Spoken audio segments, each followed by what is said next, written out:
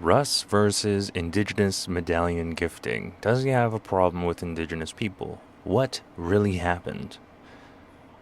Yo, what's up everybody? Welcome back to the channel. Today we're diving into a weird little moment that sparked a lot of debate on social media, especially within Indigenous circles in Canada.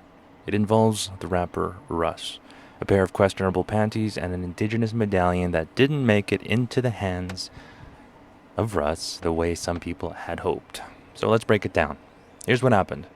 Russ did a show recently in Toronto. During the concert, someone in the audience apparently threw their underwear up on stage, and yeah, Russ picked it up, inspected it, and kinda had his moment with it. Pretty typical for a rap show, I guess.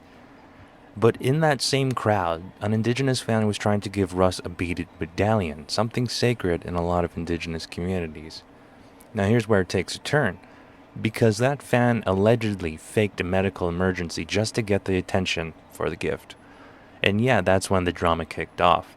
People on Facebook, especially from Indigenous groups, started calling Russ out. The critique that he gave more attention to the panties than to his culturally meaningful piece of art. Fair concern, honestly.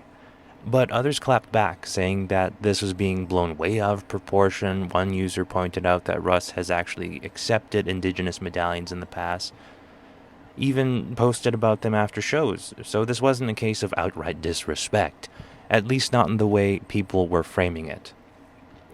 Russ or someone on his team followed up saying that he does in fact accept medallions and has kept them from past shows, but obviously if you're faking a health emergency to deliver it, that's not the vibe, and it's not something any artist would respond positively to. Now look, I'm not even a fan of Russ like that, but let's be real for a sec. This kind of feels like a case of miscommunication, mixed with a little clout chasing, and a community reaction that spiraled into self-victimization. As an Indigenous person myself, you're an artist, you need to be...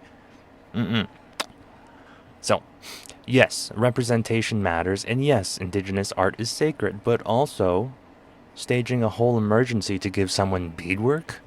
That's not respectful either.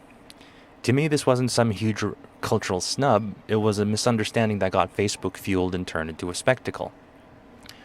It's a tale as old as time.